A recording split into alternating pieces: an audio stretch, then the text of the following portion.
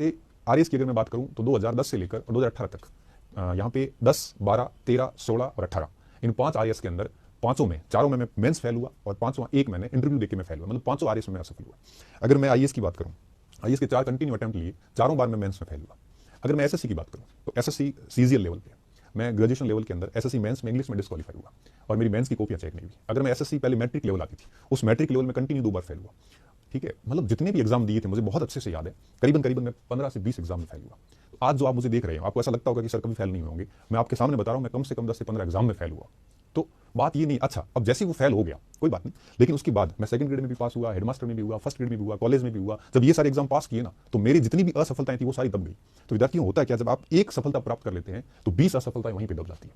तो हमें ये लगता है कि हम जिंदगी में असफल हो गए, लेकिन असल कहानी कुछ और है। असल कहानी ये, जैसे आज आप रीट में फेल हो गए और कल को अगर आप सेकंड ग्रेड या फर्स्ट ग्रेड बन गए तो ये रीट की असफलता कहीं काम नहीं आएगी, आप इसका पॉजिटिव रूप से उपयोग लोगे। आज मैं बड़े गर्व के साथ कहता हूं मैं फेल हुआ था, और अगर आज मैं कहीं नौकरी नहीं कर रहा होता तो निश्चित रूप से मुझे बताते हुए शर्म आती कि मैं फेल हुआ था और ऐसे ऐसे एग्जाम में फेल हुआ जिसके मैंने बाद में कई सारे बैच लिए।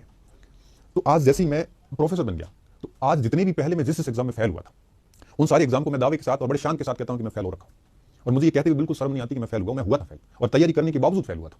लेकिन फेल होने के बाद मैंने अपने आप को इस तरह से निराशावादी, बस जरूर 4-5 दिन तक गम रहा था, लेकिन उस गम को बहुत जल्दी छटका, क्योंकि मुझे पता है कि जब व्यक्ति फेल होता है ना तो अंदर से एक दर्द होता है व्यक्ति के, और उस दर्द को आप 2 टाइप से उपयोग ले सकते हो। या तो उस दर्द की एनर्जी बना सकते हो, उस दर्द का आप वो एक प्रकार से ऊर्जा बना के और नेक्स्ट अटैक के लिए बिल्कुल रेडी हो जाते हो और दुगनी ताकत के साथ लग जाते हो।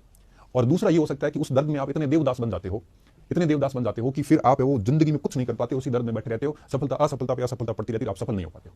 तो कहने का मतलब ये होता है कि जब भी असफल होते हैं तो हमें वो असफलता के बाद उभरने का हौसला होना चाहिए, अदरवाइज हम इस पूरी कंपटीशन की दुनिया में कहीं भी स्टैंड नहीं करते, कहीं भी काम के नहीं है।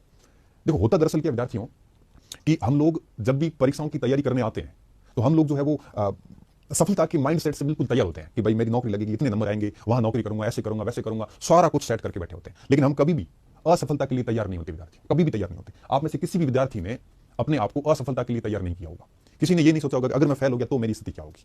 तो हम लोग कभी भी असफलता के लिए रेडी नहीं होते, और जब अचानक से असफलता आती है तब हम उससे उबर नहीं पाते और हमारी स्थिति इतनी खराब हो जाती है कि रोना धोना करना, कोई कहता है कि जिंदगी में सब कुछ खत्म हो गया, कोई कहता है मैं टूट गया हूं, कोई कहता है कि बस सब कुछ बर्बाद हो गया है। देखो, ऐसा कुछ भी नहीं। कोई अगर कहता है कि मैंने बीमारी में तैयारी की है तो मैं बता दूं यहां पर कई लाखों बच्चे होंगे जिन्होंने बीमारी में तैयारी की। कई ऐसे बच्चे, अनाथ बच्चे जिनके माता पिता भी नहीं है, विकलांग बच्चे, उन्होंने भी तैयारी की। कोई कह रहा है मैं हाउस वाइफ हूं, मुझे टाइम नहीं मिला, मैंने बहुत मुश्किल से तैयारी की। मैं मानता हूं कि ऐसी स्थितियां होती है, लेकिन एक और चीज बता दूं, ऐसे हजारों बहनें हैं जिन्होंने हाउस वाइफ रहते हुए भी तैयारी की। तो अगर आप जो सोच रहे हो ना कि मैं दर्द में हूं, ऐसा दर्द विद्यार्थियों लाखों स्टूडेंट्स को है, आप अकेले नहीं हो। इस सृष्टि में ऐसा कोई व्यक्ति नहीं है जो असफल नहीं हुआ हो। तो आप क्यों परेशान हो रहे हो? आप उनमें से एक हो जो सब असफल होते हैं। मैं भी हुआ था, आप भी हुए हो, तो उसमें कोई विशेष बात कुछ भी नहीं है। असफलता हर किसी को मिलती है। अगर आपको लगता है कि विशेष परिस्थितियों से उभरे हुए हो तो हर व्यक्ति किसी न किसी विशेष परिस्थिति से आया हुआ है। तो इस प्रकार से रोने धोने से कुछ नहीं होगा। अगर आपको कंपटीशन में स्टैंड करना है, अगर आपको रिजल्ट देना है, अगर आपको एक ताकत के साथ में आगे बढ़ना है, अगर आपको दुनिया को जवाब देना है, तो फिर आपको है वो एक प्रकार से पूरी ताकत के साथ वापस लगना पड़ेगा, वापस अटैक करना पड़ेगा। अन्यथा फिर फेल होते जाओगे। मैं हर बार कहता हूं कि कंपटीशन हमेशा निर्दयी होता है। निर्दयी का मतलब होता है कंपटीशन के अंदर दया का कोई भाव नहीं होता।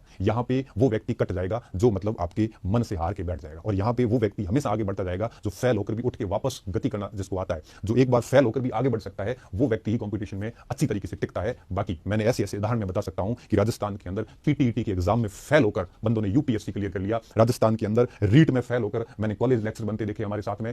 भर्ती के अंदर रीड के अंदर फेल होके मैंने फर्स्ट ग्रेड बनते कई सारे स्टूडेंट देखे। तो जो व्यक्ति जिस लेवल की मेहनत करता है, जो व्यक्ति जिस स्तर के लायक होता है, वो व्यक्ति एक न एक दिन वहां पहुंचता ही पहुंचता है, बशर्ते वो अपनी तैयारी को निरंतर जारी रखें। अगर बीच में तैयारी छोड़ दी तो भैया कोई कुछ नहीं होने वाला है, किसी को कोई फर्क नहीं पड़ता। इस कंपटीशन की दुनिया में भैया सब रेस में दौड़ रहे हैं और पार वही होगा जो फर्स्ट से लास्ट तक टिका रहेगा। बीच बीच में समस्याएं भी आएगी, बाधाएं भी आएगी, ऐसी ऐसी विपरीत हालात भी आएंगे, असफल भी होंगे, लेकिन you have to be strong. इसके अलावा हमारे पास में कोई ऑप्शन नहीं।